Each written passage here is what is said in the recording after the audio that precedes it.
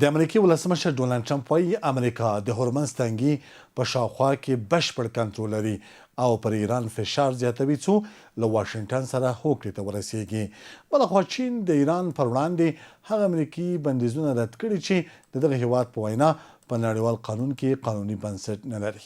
دا په داسې حال کې ده چې د واشنګټن پوسټ د راپور له مخې د ایران او امریکا په جګړه کې د امریکي سرتیرو مرژوب له 240 تنو ته رسېدلی ده.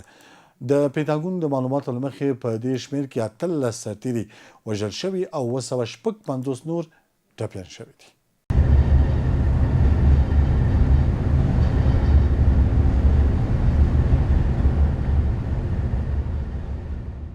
د امریکا او ایران ترمنځ د ترنګلتیاو په دوام د امریکې ولسمشر ډونالډ ټرمپ وایي امریکا د هورمز تنګي په شاوخوا کې بشپړ کنټرول لري او پر ایران فشار زیات کړی څو له واشنګټن سره هوکړې ته ورسیږي.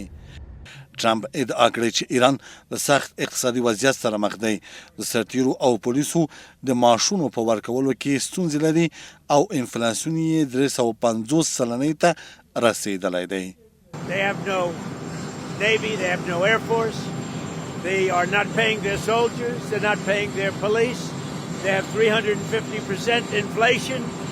امریکا د هورمز تنګي په شاوخوا کې بشپړ کنټرول لري او پر ایران فشار زیاتوم څو له واشنګټن سره یوې هوکړې ته ورسیږي.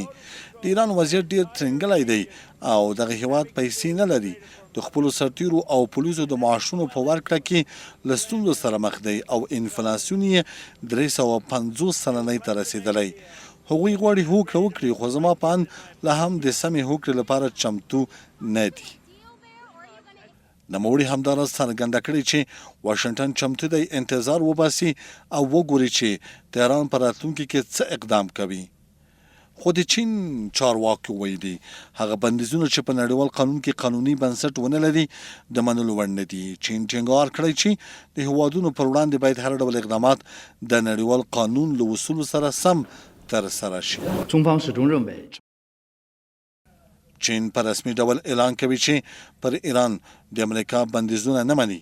چین هغه بندیزونه ردوي چې په نړیوال قوانین کې هیڅ بنسټ نه لري. بلخوا د ایران ولسمشر مسعود پزشکیان ویلي له امریکا سره د شخړې او جګړې د پای ته رسولو لپاره اوس مناسب وخت دی ځکه ایران د ده په وینا د واشنګټن پر وړاندې د قدرت او برلاسۍ په دریځ کې دی. پزشکیان د ایران او امریکا ترمنځ د مذاکراتو پایله او د اسلام آباد تفاهم لیک لاسلیک کېدل لویه لاسته راوړنه بللې ده. حقوق خودمون هم اونجا طلب خواهیم کرد. اونا نمیتونن خارج از چارچوب قوانین دنیا حق ما رو نادیده بگیرن و ماندگاری، ثبات و پایداری مردم کشورمان به ما این اجازه رو میده که بتونیم بریم این حرفا رو بزنیم و از حقوق مردممون دفاع کنیم. میتونیم دفاع برای اینکه مردم ایستادن. مردم در مقابل سختی‌هایی که الان باش مواجهن همراهی کردن.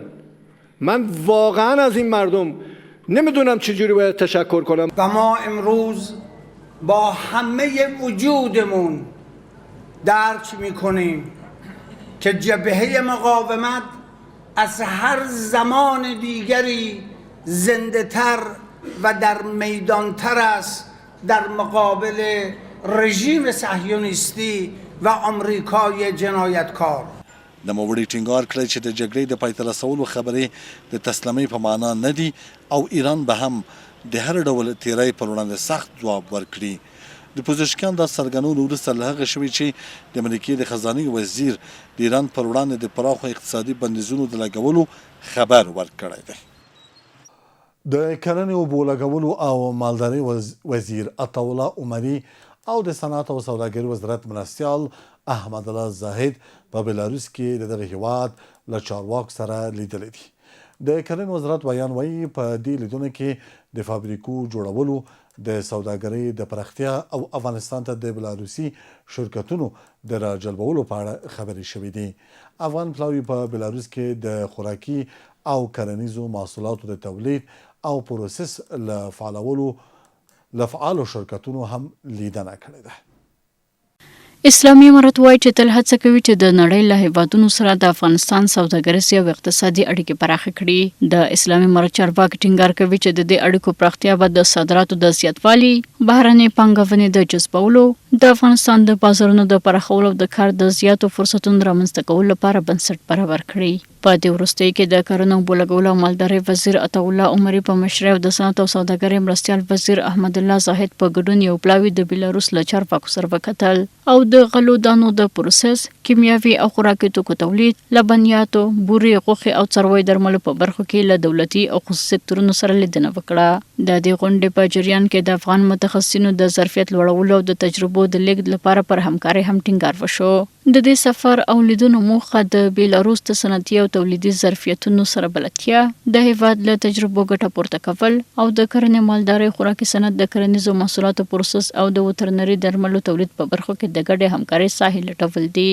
د کرنې او بولګولو او مالدارۍ وزارت ویان شیر محمد حاتمي وویل چې د غونډې په لړ کې دوی د کارخونې د جوړولو، سوداګرۍ زیاتولو او د بیلاروس شرکتونو د راجلبولو په اړه بحث وکړ.